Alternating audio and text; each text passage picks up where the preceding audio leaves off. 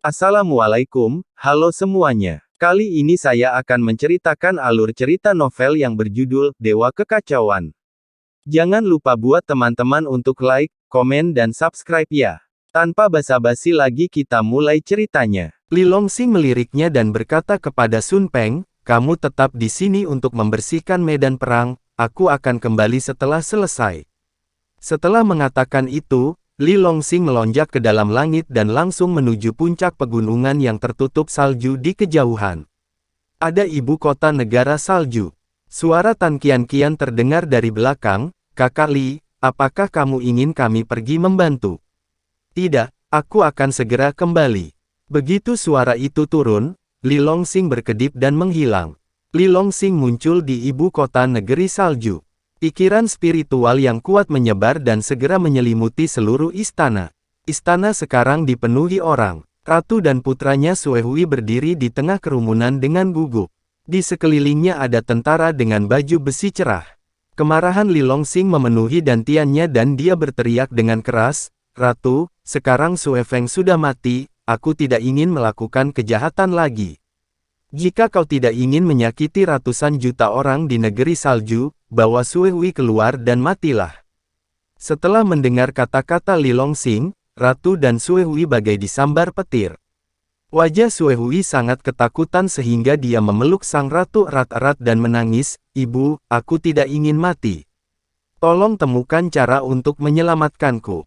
Ratu menghela nafas pelan dan menggelengkan kepalanya, "Huier, maafkan aku, sekarang leluhurku sudah mati, aku tidak bisa berbuat apa-apa sebagai seorang ibu. Ayo keluar." Setelah mengatakan itu, Ratu memeluk tangan putranya dan berjalan dengan susah payah keluar aula istana. "Yang mulia, hanya ada satu anak laki-laki di sana, dan kita memiliki ribuan pasukan di sini, mengapa kita harus takut padanya?"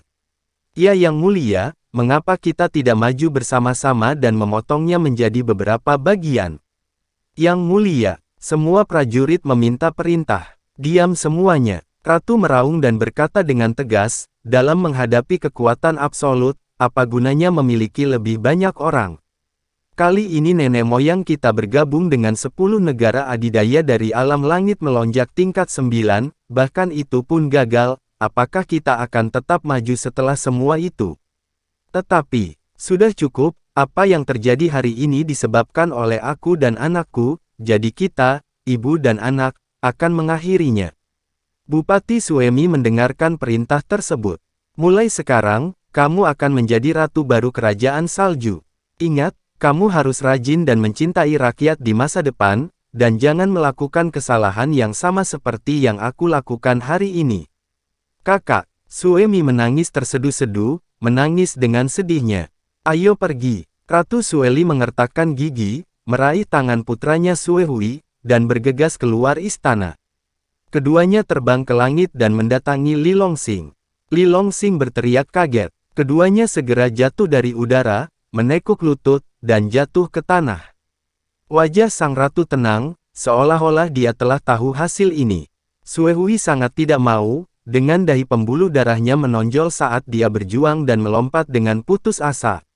"Ratu, apakah kau tahu kesalahanmu?" Li Longxing memandang Ratu Sueli dengan merendahkan. Ratu tersenyum pahit dan mengangguk, "Saya tahu kejahatan saya, dan saya akan meminta senior untuk menghukum saya. Saya hanya berharap senior bisa menjadi bangsawan dan membiarkan orang lain di negara salju saya pergi." Li Longxing berkata pelan, "Masalah ini terjadi karena kau dan putramu, jadi wajar saja aku tidak akan melibatkan orang lain." Ketika ratu dan putranya pergi mencari 4 tetua dari sekte Zandao, mereka mengira mereka melakukannya tanpa ada yang menyadarinya. Faktanya, Li Longxing telah menemukan sejak lama itu. Itu hanya karena Li Longxing bertarung sengit dengan Sun Binping dan Cao Pei pada saat itu dan tidak punya waktu untuk menghadapinya.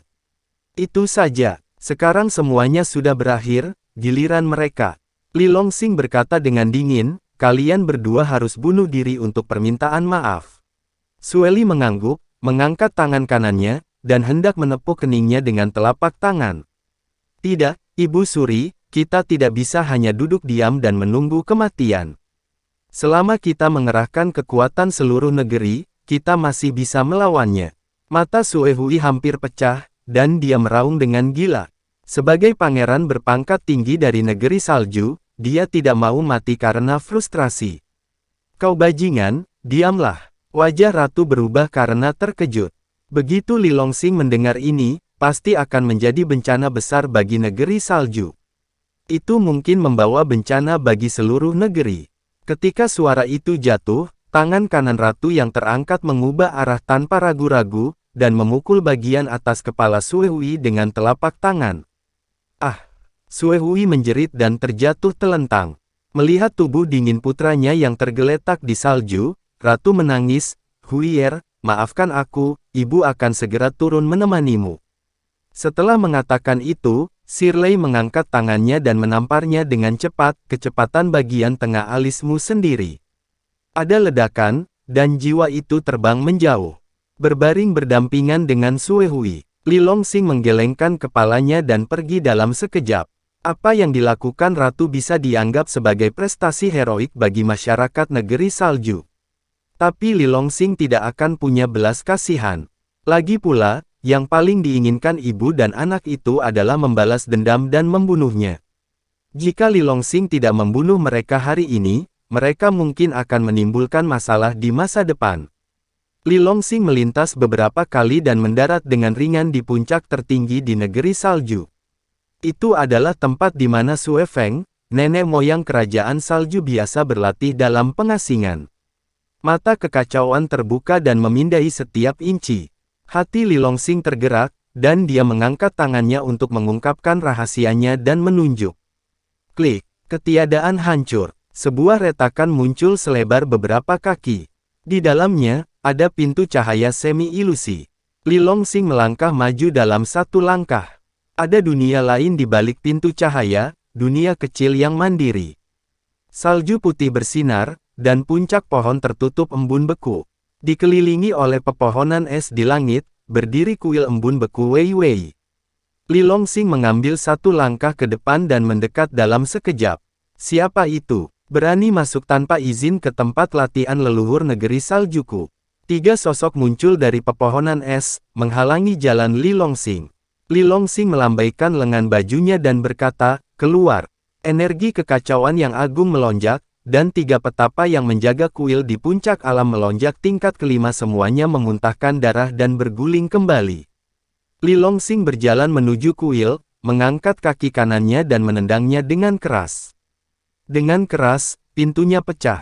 Di dalam istana, cuacanya cerah dan hangat seperti musim semi. Li Longsing melangkah masuk, dan semua pelayan dan budak berteriak menyingkir. Li Longsing mengabaikan mereka dan langsung pergi ke halaman belakang kuil.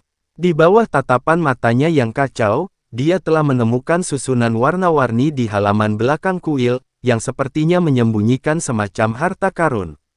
Ketika dia sampai di halaman belakang, dia melihat pohon berbentuk aneh ditanam di halaman yang tertutup es. Di dahan yang tertutup embun beku, terdapat lebih dari selusin buah tao berwarna putih dan merah, memancarkan semburan cahaya aneh, yang sangat menarik perhatian.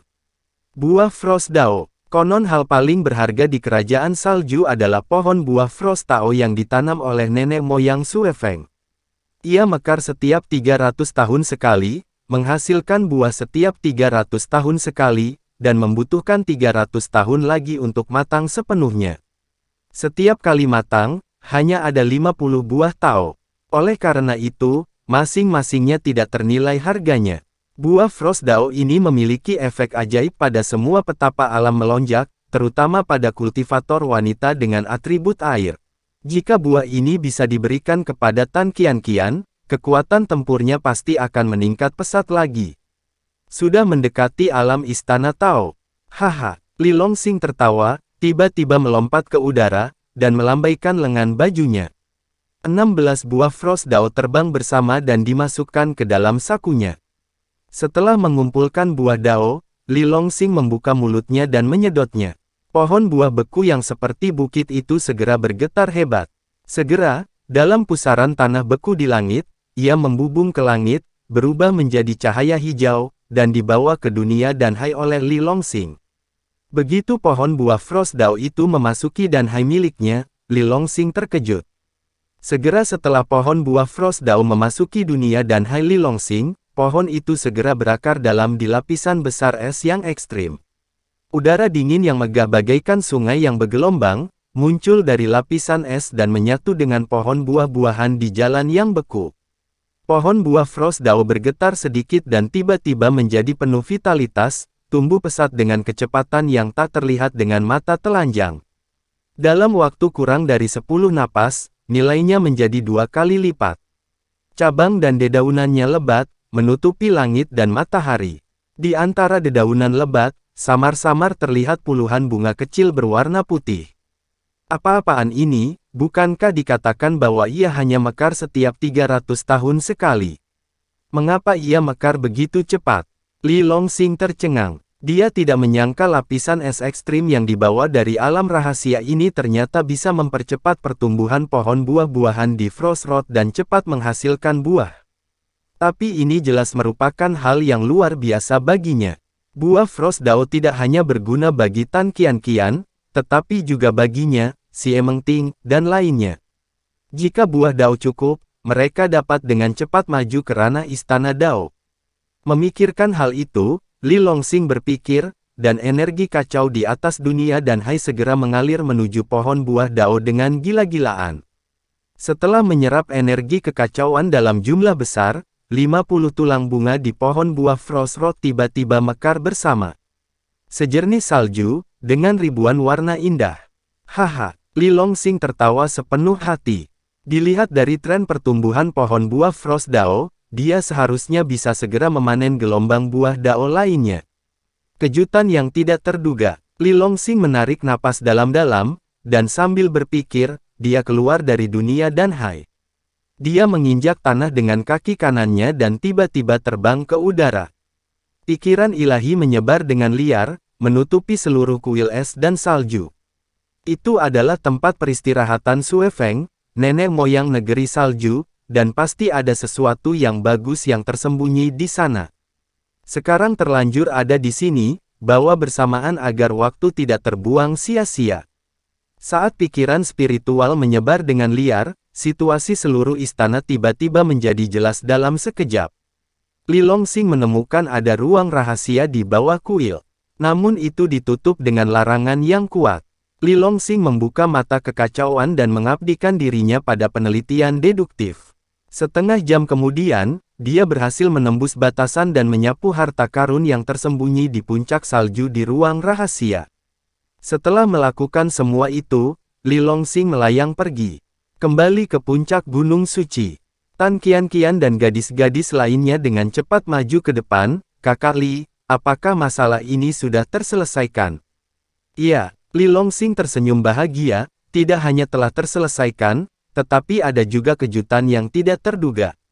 Sungguh, kejutan tidak terduga. Tan Qian terkejut. Li Longxing tersenyum dan berkata, aku akan membicarakan hal ini denganmu nanti. Setelah mengatakan itu, dia melirik orang-orang kuat dari seluruh dunia yang telah menyerah. Saat Li Longxing memandangnya, semua orang terdiam dan menundukkan kepala dengan patuh. Li Longxing berkata dengan keras, kalian kembalilah.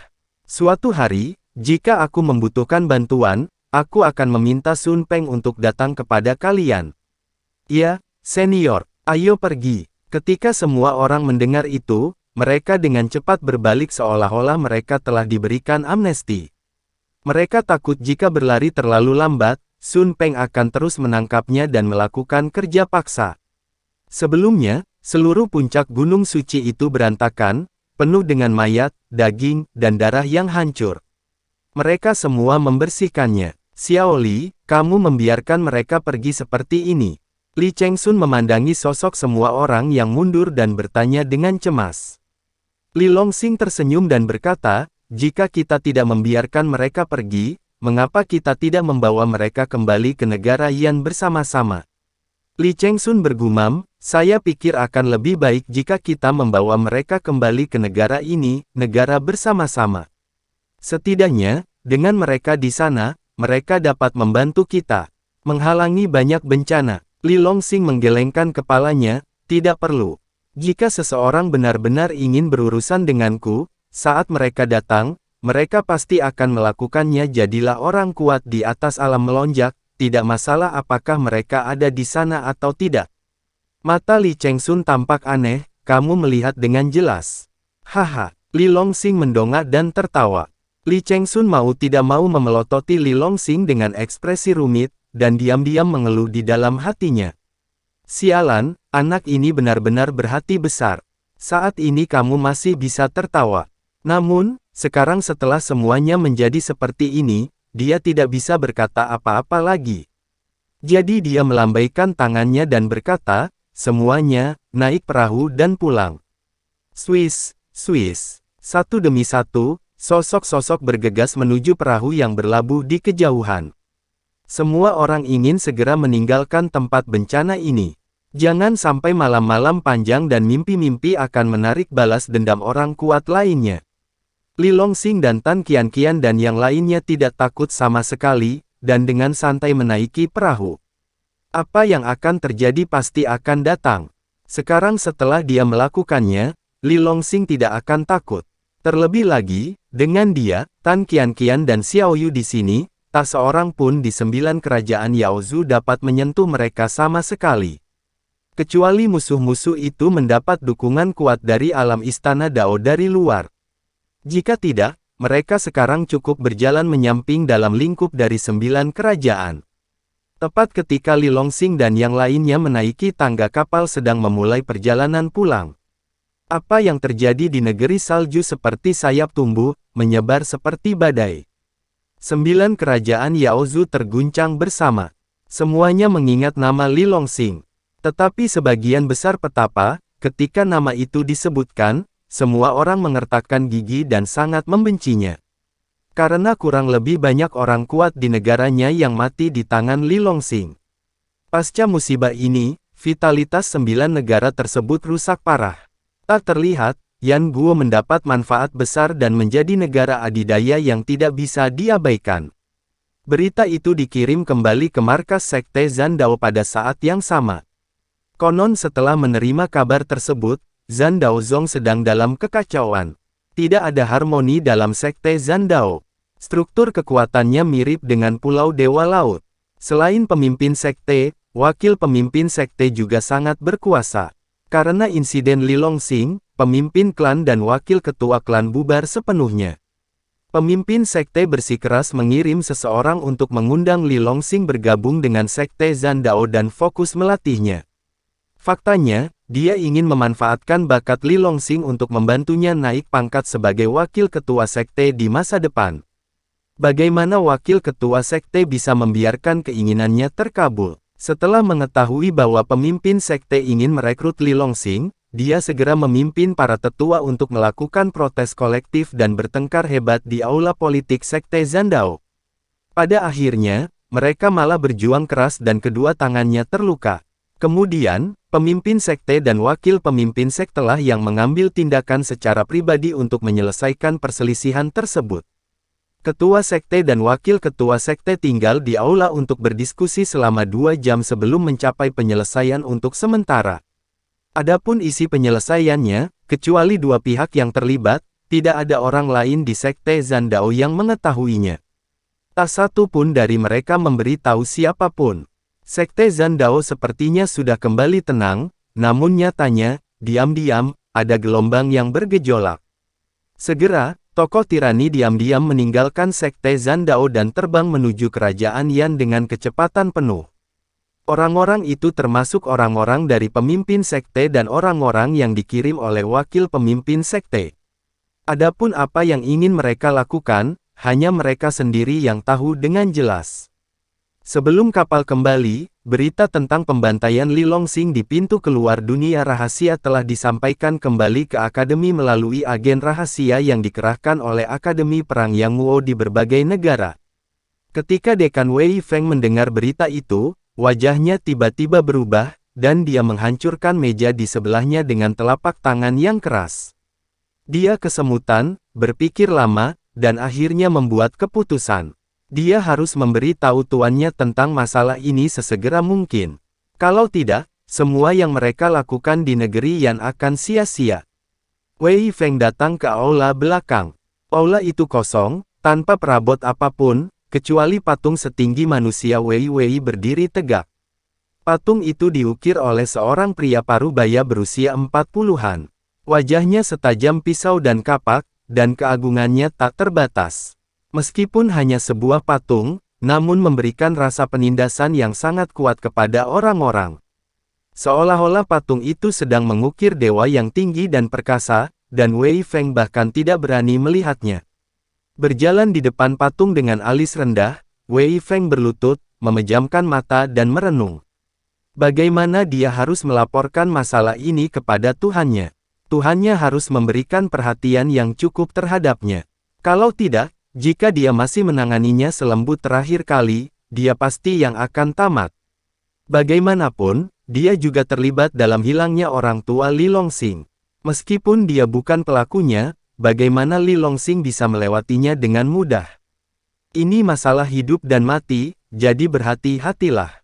Memikirkan hal ini, Wei Feng menarik napas dalam-dalam, menjentikkan tangannya, mengeluarkan sepotong dupa aneh setebal ibu jarinya, menyalakannya dan memasukkannya ke dalam pembakar dupa di kaki patung. Tak lama kemudian, asap datang perlahan. Di dalam asap, patung itu bergetar sedikit dan tampak hidup dalam sekejap. Dia tiba-tiba membuka matanya dan menatap Wei Feng, "Apa yang kamu inginkan dariku?" Wei Feng segera menundukkan kepalanya ke tanah dan berkata dengan sangat hormat. Dia menjawab, "Tuan, saya mengundang Anda ke sini kali ini karena urusan Li Longsing." Patung itu sedikit mengernyit dan berkata dengan tidak senang, "Bukankah saya sudah mengatakannya terakhir kali? Orang itu bagaikan semut, abaikan saja." Wei Feng mengumpulkan keberanian, tiba-tiba mengangkat kepalanya, menatap langsung ke mata patung itu dan berkata, "Tuan, Li Longsing bukan lagi seekor semut." Pada titik ini, dia dengan cepat melaporkan berita dari alam rahasia. "Apa?" Patung itu bergetar sedikit, dengan ekspresi luar biasa di wajahnya, baru setelah memasuki alam rahasia sekali, anak itu melonjak dan memasuki alam melonjak tingkat ke-7. Wei Feng mengangguk dengan berat dan berkata dengan sungguh-sungguh, "Ya guru, anak laki-laki itu tidak hanya membuat kemajuan pesat, tetapi juga memiliki pengetahuan yang mendalam dan kekuatan tempur yang luar biasa. Dikatakan bahwa dia dikepung dan ditekan oleh 13 orang kuat dari alam langit melonjak tingkat 9, tetapi pada akhirnya dia berhasil melarikan diri tanpa cedera. Sebaliknya, 13 orang kuat mati satu persatu, dan akhir ceritanya menyedihkan." Setelah mendengarkan kata-kata Wei Feng, patung itu terdiam untuk waktu yang lama. Melihat tuannya tidak menjawab, Wei Feng bertanya dengan ragu-ragu, "Guru, ketika Li Longsing kembali kali ini, dia pasti akan datang kepadaku untuk menuduhku. Saya khawatir saya bukan lawannya, maka hal besar Anda akan hancur.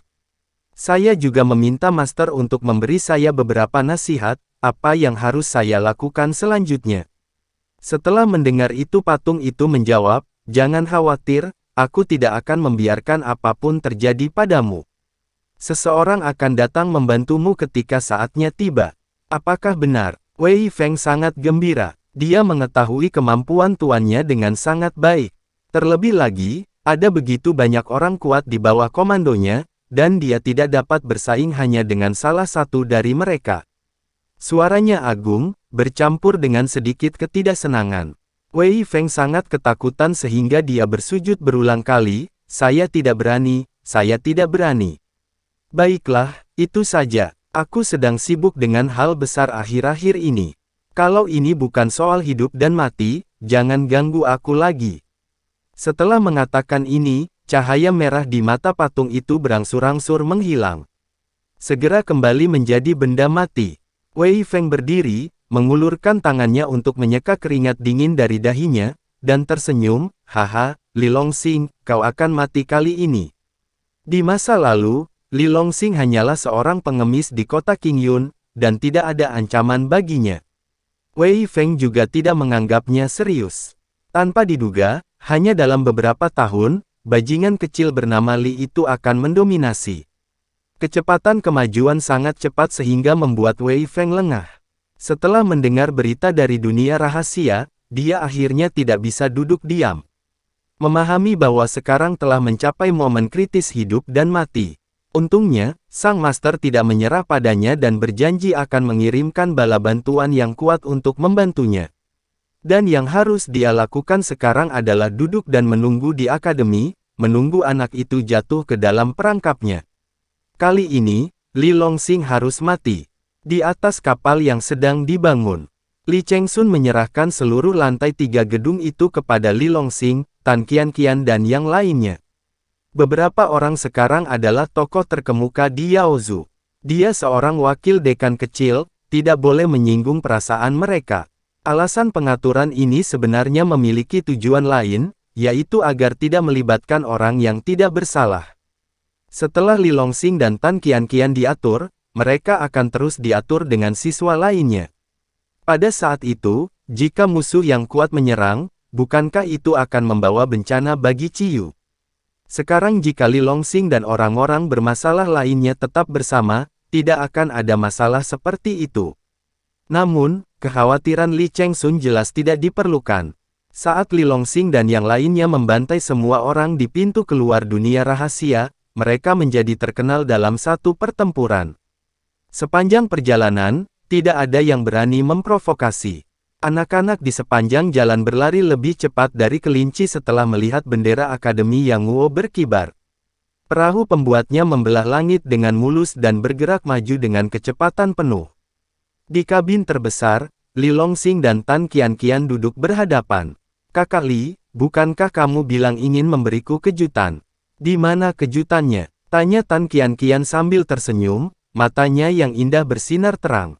Li Longxing menjabat tangannya dan mengeluarkan 16 buah Frost Dao. Tiba-tiba, seluruh kabin dipenuhi dengan musik Tao yang megah. Hah! Tan Qianqian tidak bisa menahan diri untuk tidak tersentak ketika dia merasakan aura Tao yang sangat konsisten dengan atributnya sendiri. Dia tidak bisa menahan diri untuk tidak berseru kaget, apakah ini buah atribut air? Li Longxing tersenyum dan mengangguk, "Ya, aku mengambil ini dari tempat Sue Feng. Ini akan sangat berguna bagimu. Setelah mengambilnya dan mencerahkan dirimu sendiri, kamu bisa segera memasuki ranah Istana Tao." Wajah dingin Tan Qianqian langsung tersenyum saat mendengar itu, seolah es dan salju mencair, dan ruangan itu penuh dengan musim semi. Li Longxing tertegun beberapa saat. Di hadapan orang luar, Tan Qianqian selalu terlihat mulia dan keren. Tapi di depannya, dia begitu bersemangat. Kontras yang sangat besar antara es dan api membuat Li Longxing merasa sangat bersemangat. Saat Li Longxing sedang berpikir keras, Tan Qianqian tiba-tiba mencondongkan tubuh ke depan dan mencium wajahnya seperti kilat. Li Longxing terbangun dari keterkejutannya dan memeluknya. Tubuh halusnya lembut dan seolah tanpa tulang. "Ah, jangan!" Tan Qianqian tersipu dan berseru berulang kali. Li Longxing tersenyum jahat dan berkata, "Kamu adalah contoh tipikal yang menyalakan api dan tidak mengizinkan untuk menyalakan lampu, aku harus menghukummu." Setelah mengatakan itu, dia langsung menekan Tan Qianqian.